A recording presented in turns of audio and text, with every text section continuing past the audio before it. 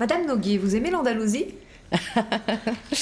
Alors, pour les vacances, oui, mais je vois où vous voulez venir, Coralie. Vous nous avez confié dans une interview qui sera bientôt apparaître dans le magazine. Le 4 mars, exactement, Coralie. On se fait un petit coup de pub, que le Gard ressemblerait à l'Andalousie en 2050. Alors, j'ai calculé, Abdel, vous aurez 70 ans et Sacha aura 52 ans. Si je suis encore là. Ouais, j'espère quand même. Oui, alors l'Andalousie, effectivement, pour les vacances, alors c'est super. Hein. Il ne s'agit pas, mais effectivement, le département a mis en œuvre une démarche en 2018 qui s'appelle Eau et Climat, où il s'agissait d'une part de faire une étude diagnostique et prospective, de savoir quelle était la situation aujourd'hui en matière d'eau et de climat dans le Gard et quelle serait du coup cette projection à l'échelle de 2050 et 2100. Effectivement, les éléments scientifiques, donc l'étude a été faite par BRL, qui en ressortent, c'est un déficit accru en eau. Alors, sachant qu'aujourd'hui, par exemple, on a le mois de janvier, un des mois de janvier les plus secs depuis début 1900, et en même temps, on a des phénomènes de pluie intense qui s'intensifient et qui s'étendent, on va dire, sur... avant, on avait septembre-octobre, les crues, nos épisodes cévenols. Aujourd'hui, ça peut être le mois de juin, ça peut être en hiver. Et ça, ce n'est pas irréversible, c'est ce que vous dites. Alors ça, malheureusement, le dérèglement climatique, c'est un fait qu'il va exister. Après, son intensité, j'allais dire, dépendra aussi de ce qu'on va pouvoir faire. C'est pour ça que nous, on a voulu, avec tous les acteurs institutionnels, mais aussi privés, les agriculteurs, les citoyens, les collectivités, se dire, voilà, qu'est-ce que collectivement on fait, puisque, vous le dites, donc des déficits en eau, des températures qui augmentent et effectivement des paysages qui vont subir les conséquences, et donc des paysages andalous qui... alors c'est toujours... andalous en 2050, mais des oasis tunisiennes en 2100. Oui, c'est ça, tout à fait. Mais du coup, c'est la question qui découle forcément, sans mauvais jeu de mots. Comment le département il participe à la lutte contre le réchauffement climatique ? Alors, de plein de façons différentes. Déjà, moi, je suis partisane du fait que quand on prêche la bonne parole, il faut se l'appliquer à soi-même. Et donc, c'est déjà, nous, dans notre action et dans notre quotidien, j'allais dire, qu'on se l'impose par la rénovation énergétique de notre parc de bâtiments, par la désimperméabilisation de parkings ou de domaines qui nous appartiennent, par l'acquisition foncière également, que ce soit de parcelles agricoles ou d'espaces naturels, parce qu'il y a un vrai intérêt déjà pour la biodiversité, mais aussi pour la captation de cette eau qui va être si rare. Et il faut préserver des espaces pour pouvoir justement réaliser également sur les expansions de crues. On a besoin aujourd'hui autour des cours d'eau d'avoir des zones... Au regard de l'enjeu, est-ce que c'est suffisant ? Parce qu'on a compté, vous n'êtes que 2 élus Europe Écologie Les Verts au département sur 46 élus. Est-ce que vous avez vraiment les moyens de vos ambitions ? Alors déjà, les ambitions, elles ont été décidées collectivement, puisque pour cette mandature, il y a eu une entente des différentes forces de gauche avec au préalable une entente programmatique sur ce qu'on allait faire. Et je crois qu'aujourd'hui, la question du dérèglement climatique, la question de la transition écologique, elle n'est pas réservée, elle ne doit pas être réservée qu'aux écologistes, elle doit être prise à bras-le-corps par toutes les couleurs politiques. C'est le cas au département ? C'est le cas au département. Nous, on s'est quand même entendu, par exemple, sur la question de la bonification des aides apportées aux communes en fonction du degré, on va dire, d'intégration de cette transition écologique. Donc dans les contrats territoriaux qui sont des subventions délivrées par le département aux communes. Ça peut être pour construire une école, pour construire une mairie, un foyer, pour une traversée de route. Aujourd'hui, on a des communes qui ont cette envie et ont cette responsabilité. Et vous allez leur donner un peu plus à ces communes ? C'est actuellement en travail. C'est ma collègue Carole Bergerie qui est en charge de ces questions-là et qui est en train, avec les services, de voir comment et quels seront les contours de cette bonification, effectivement. Parce qu'on peut s'interroger sur quelques... Alors, enlever le béton... Désimperméabilisation, j'ai pris, voilà. C'est quand même pas la panacée. Et puis, pour l'instant, il n'y a pas beaucoup de collectivités. Si vous le faites à l'échelle d'une commune ou si vous le faites à l'échelle d'un département. Parce que vous vous souvenez de Daniel Richard, qui voulait enlever les pierres et le béton autour du Colisée, ou même qui voulait remettre la terre au Jardin de la Fontaine. Ça allait être compliqué quand même pour les habitants et les femmes en talons, excusez-moi, même si le climat est certainement plus important. Alors déjà, il ne s'agit pas forcément de mettre de la terre à nu, puisque la terre à nu aussi, quand il y a des crues, elles peuvent s'emporter. Donc c'est vraiment aussi, on a des revêtements aujourd'hui aujourd'hui qui sont perméables justement aux eaux notamment, mais c'est aussi la revégétalisation de nos espaces urbains et on l'a vu, il y a eu aussi une demande parce qu'on subit de plus en plus la chaleur l'été, donc c'est aussi nos conditions de vie qui en sont améliorées. C'est justement toujours cette notion de perméabilité des sols qui est renforcée et c'est également, on a constaté que ça diminue les températures Une question peut-être sur Nîmes Métropole, Coralie? Oui, parce qu'on a beaucoup d'élus qui viennent à notre micro, notamment Yvan Lachaud. Alors, feu Yvan Lachaud qui était président de Nîmes Métropole, président de Nîmes Métropole, président de Nîmes Métropole. Mais Franck Proust ou Frédéric Touzelier qui se plaignent sans cesse que les lois pour créer des zones d'activité, les règles en matière de compensation étaient exponentielles et c'était quasiment impossible. Qu'est-ce que vous leur répondez à tous ces élus ? Que le prix de l'inaction climatique, on le paye cher aujourd'hui, je pense. Alors, je comprends que ce soit embêtant quand on a des projets à mettre en œuvre et qu'aujourd'hui ça complexifie leur mise en œuvre. Oui, parce qu'il y a des gens qui sont au chômage, qui pourraient être embauchés dans des entreprises qui veulent venir, mais il n'y a pas la place. Oui, alors ça c'est parfois aussi... la semaine dernière, on a signé un PAPI 3 pour 113 millions d'euros. C'est la troisième volée c'est la conséquence aussi. Alors, il y a la question, bien sûr, de le réchauffement climatique, mais on sait bien aussi que l'urbanisation, qui a été, alors, pas pire qu'à Nîmes qu'ailleurs, c'est qu'à un moment donné, c'était aussi des façons de faire et des modes, et qu'aujourd'hui, on revient en arrière là-dessus et qu'on voit qu'on en paye cher le prix. Donc, voilà, c'est aussi d'essayer d'imaginer des solutions différentes, peut-être regardez à Nîmes aujourd'hui, peut-être qu'en centre-ville, il y a aussi des opportunités pour des entreprises de venir s'installer. En tout cas, sur les compensations environnementales, effectivement, comme le disait Coralie, Franck Proust en parle beaucoup, parce que peut-être que dans un territoire comme le Gard, aujourd'hui, on doit faire face à d'autres obligations, notamment effectivement sur le plan de prévention des risques, et puis d'autres questions qui font qu'à un moment donné, mais il n'y a plus de solution. C'est-à-dire qu'avec les compensations, avec la protection effectivement aussi des espèces rares, on se retrouve dans des situations où à un moment donné, on ne peut plus lancer de projet. On fait comment ? Parce qu'on marche un peu sur la tête à un moment donné. Alors, on marche sur la tête, je ne sais pas, mais encore une fois, on paye le prix de ce qu'on n'a pas fait par le passé. Et qu'à un moment donné, faire payer aujourd'hui à la nature la responsabilité... Rappelons quand même qu'une ville comme Nîmes, c'est 30% de pauvreté, un taux de chômage qui est quand même extrêmement important. À un moment donné, les gens... Bien évidemment que c'est important, les compensations environnementales, mais à un moment donné, les gens, quand ils n'arrivent plus à manger, parce qu'ils n'ont plus les moyens, parce qu'ils ne travaillent pas, parce qu'il n'y a pas de travail, à un moment donné, les compensations environnementales, ils ont envie de vous dire, oui, sauf qu'il y a aussi des zones d'activité commerciale qui aujourd'hui sont vides. Et qui n'arrivent pas forcément aussi à se remplir. Donc déjà, remplissons ce qui existe, peut-être redensifions aussi nos centres-villes qui peuvent offrir des opportunités. Moi, je ne dis pas il faut zéro artificialisation. Je dis qu'à un moment donné, il faut qu'on prenne nos responsabilités et que si on ne change pas notre attitude vis-à-vis de ça, on va en payer très cher le prix et que je vous garantis que vu les chiffres qu'on a aujourd'hui, le Gard sera plus habitable. Donc, allez, avant de donner la parole à nos sociétaires dans quelques instants qui vont vous interpeller, Coralie, une dernière question sur un barrage bien connu dans le Gard. Oui, qui est très dangereux, l'un des plus dangereux de France, le barrage de Sainte-Cécile d'Andorge. Il doit faire l'objet de travaux. Où est-ce qu'on en est ? Alors, il y a 15 jours de ça à peu près, j'étais à la Grand-Combe pour faire une restitution de la concertation qui a eu lieu, puisque le département a voulu vraiment mettre l'accent là-dessus, sur l'implication des citoyens dans ce projet. On est allé, il y a un peu plus d'un an, présenter le projet technique qui a fait l'objet de beaucoup de curiosité et d'intérêt de la part des citoyens, mais aussi toute la mise en place, puis c'est une année de préparation de chantier, c'est quand même un chantier qui va être colossal, 3 années de travaux, donc ils vont forcément avoir des impacts sur la vie des habitants, y compris économique. Et l'idée, c'était d'aller chercher quelles étaient les préoccupations des gens. Donc, c'est effectivement la question s'il y a des transports, des camions qui doivent traverser la Grand-Combe. Ça, c'est la concertation, c'est ce que les gens vous ont amené comme remarque. Bon, on rappelle juste que le barrage de Sainte-Cécile d'Andorge, c'est un barrage écréteur, donc c'est fait pour faire couler l'eau en cas de forte crue pour pas que l'eau dévale, parce qu'il y a quand même un bassin de population qui est important. Et l'objectif de ces travaux, qui s'élève à peu près à 21 millions d'euros. Aujourd'hui, alors, en fonction de l'évolution du prix des matières premières, mais aujourd'hui, on est sur un chiffrage à 21 millions d'euros. C'est d'augmenter le débit, c'est ça ? Aujourd'hui, le débit du barrage, donc sa capacité d'écrêtement, elle est de 900 mètres cubes secondes.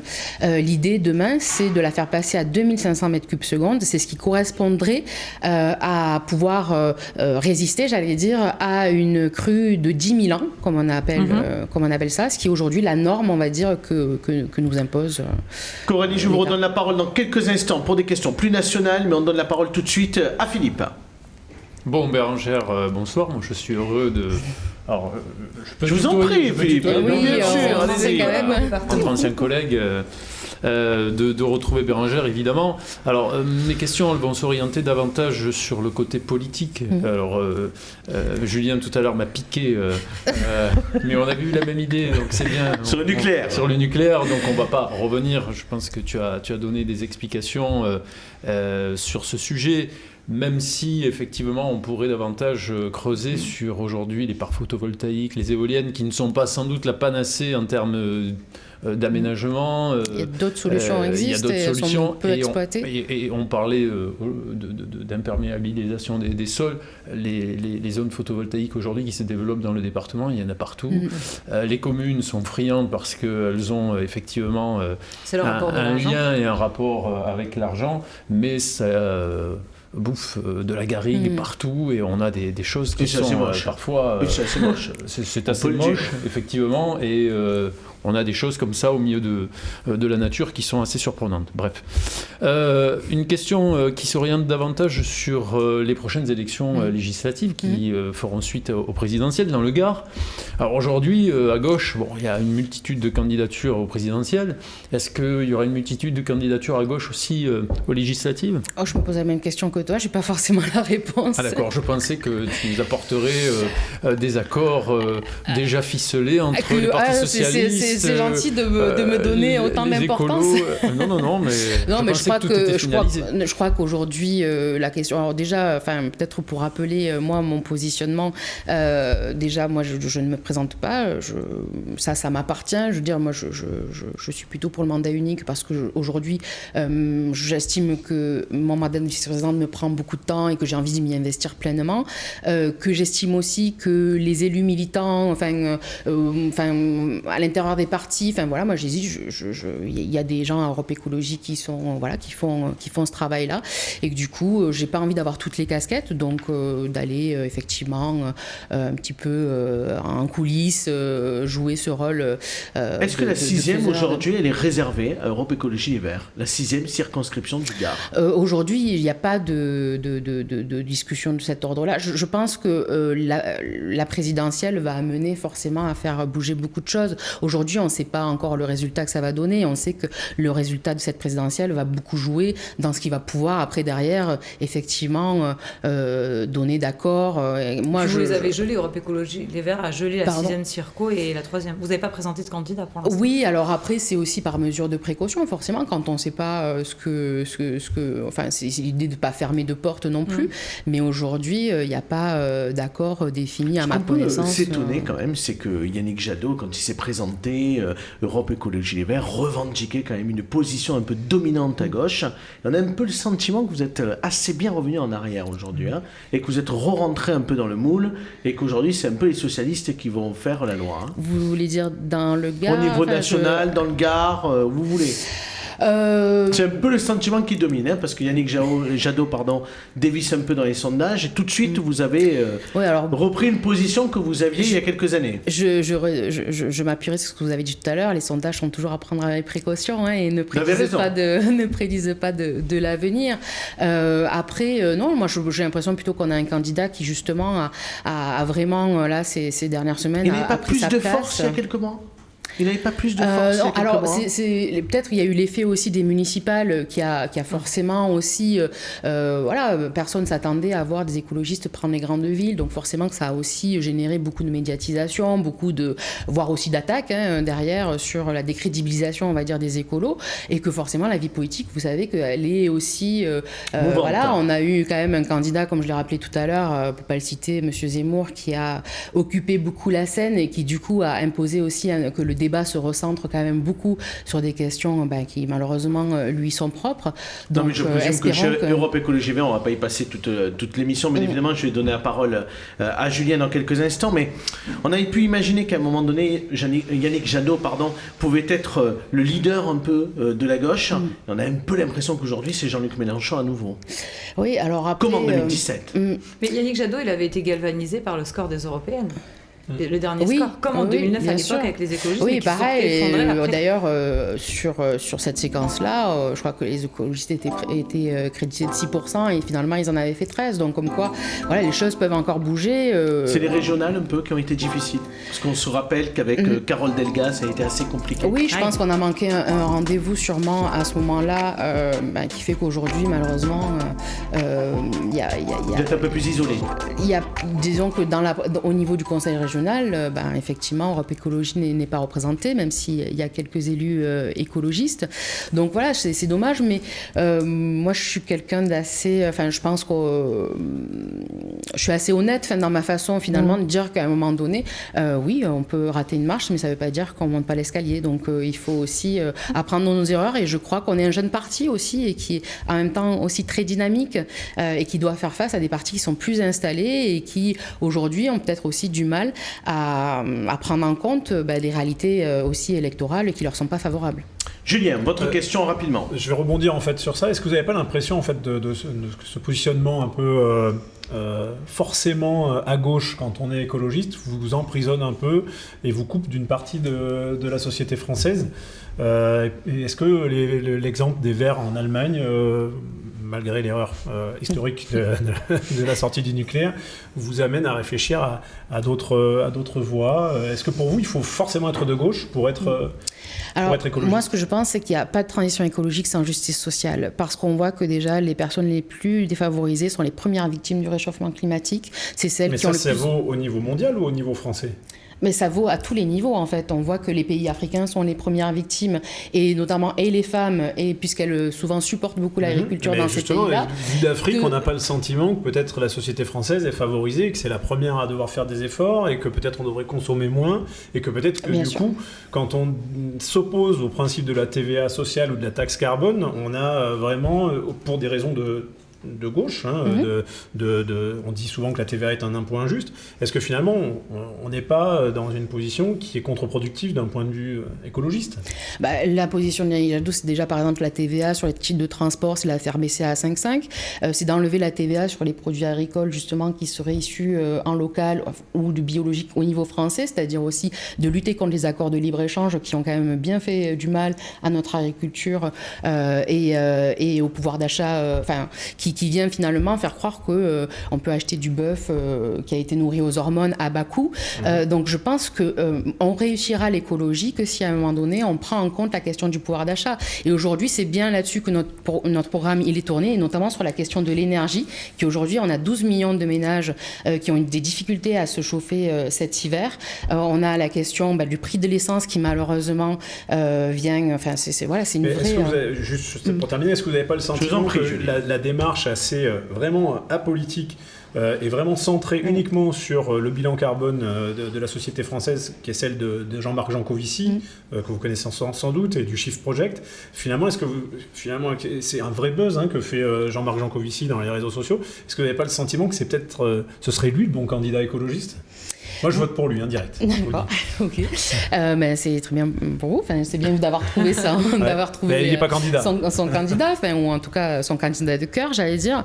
Non, moi, je pense aujourd'hui, je suis très à l'aise avec le projet qu'on propose, qui, je crois, est plus mature aussi, puisqu'on a reproché aussi à un moment donné aux écolos, peut-être, de n'être que sur les questions environnementales et de ne pas, justement, proposer un projet d'ensemble pour la société. Je crois qu'aujourd'hui, il y a des propositions, finalement, dans tous les domaines. Et non, je le redis, moi je pense qu'effectivement la question de la justice sociale, elle est vraiment... Sinon, la société ne prendra jamais cette proposition du projet écologiste. Allez, une toute dernière question, Coralie. Vous m'avez à peu près tous piqué mes questions, Monsieur Pécrou, avec les législatives. Mais en tête, on est dans la co-construction. Mais pour prolonger justement la question d'Abdel et la question de Julien, comment ça se fait que l'écologie, c'est quand même une préoccupation première des Français, mais Yannick Jadot, il stagne à 5% d'intention de vote. Comment vous l'expliquez, ça ? Alors, je vais aussi me redire. Mais, déjà, bon, la question des sondages, elle est fluctuante et ça, bon, voilà. Merci Abdel. Il n'a pas une grosse dynamique. Ce sera pas au second tour, Yannick Jadot. Hein. Alors, l'élection n'est pas faite encore, donc on va la laisser arriver.